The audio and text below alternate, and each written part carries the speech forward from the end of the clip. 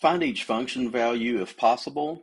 In this first example, we start out with the function f of x, defined as the absolute value of x plus 4. The name of this function is f. Its independent variable is x, and this is where all the inputs will go. You'll see those written sometimes as numbers, sometimes as algebraic expressions. The definition of this function, its job is to take the absolute value of the input and add 4. So let's go to our first evaluation. We're asked to find f of 3. If 3 is our input, we're going to take the absolute value of 3 and add 4. On a number line, 3 is 3 units away from 0, plus 4, that's 7. If we change our input to negative 3, we take the absolute value of negative 3 plus 4. Negative 3 is also 3 units from 0 on a number line, plus 4, that's also 7. Each unique input will have its own output. If you're asked to substitute in an algebraic expression, we still take our input, take the absolute value, and add 4. Any number that you square will have a result of 0 or positive. The distance from 0 on a number line will either be 0 or positive. So absolute value of x squared is just still x squared. Add 4, and you've got your output, x squared plus 4.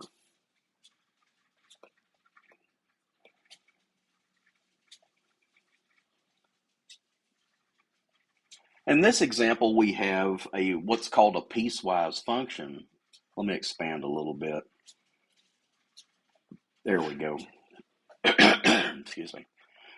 This is a two-piece function where the input value x has certain requirements. The input that you'll be given in your problem can only fit one description, not both. So let's start with negative 1. And in a piecewise function, you decide which piece is met, which condition is met. Negative 1 is less than 0, so we will use this top piece for our substitution. 2 times negative 1 plus 1, that's negative 2 plus 1 for an output value of negative 1. The upper right example, if our input is 0, the condition that allows 0 is the bottom one, because this is x greater than or equal to 0. So we'll use the second piece, or the bottom piece, to make our substitution. 2 times our input 0 plus 2. 2 times 0 is 0, plus 2 is 2. And then finally, if our input value of x is 2, 2 is greater than 0, so we still use the bottom piece when we make our substitution. 2 times 2 plus 2, that's 4 plus 2, which is 6. Let's look at one more piecewise function together. In this in this function, we also have a two-piece function. The top piece is used for any input less than negative 1. The bottom piece is used for inputs of negative 1 or larger. So you look at inside your parentheses for your input, f of negative 4. Negative 4 is less than negative 1, so we substitute into the top piece. Negative 2 times negative 4 minus 2, that's 8 minus 2, which is 6.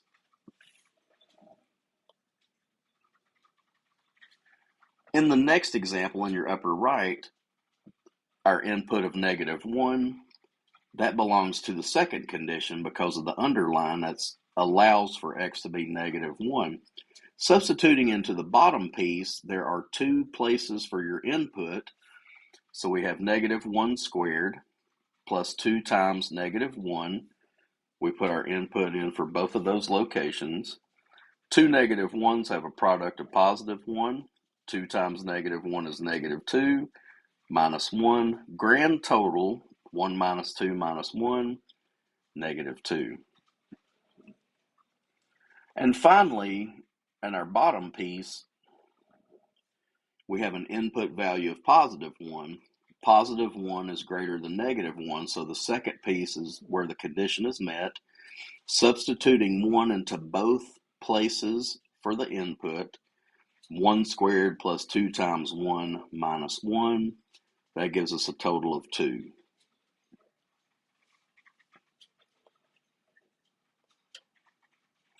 The last part of the assignment in your homework is finding zeros of functions. Zeros are values of x that create a function value overall of 0. So you're looking for the x or x's, sometimes there's more than one, where when you plug it in, your answer is 0. Now for these, you'll want to take the function notation side and replace it with 0. So you just make a direct substitution. Where you see your function notation, change it to 0. These are all highlighted in the examples below, but replace your f of x with 0, solving for x. In this first example, we're going to add 7 x's to both sides. Divide by 7, 28 divided by 7 is 4.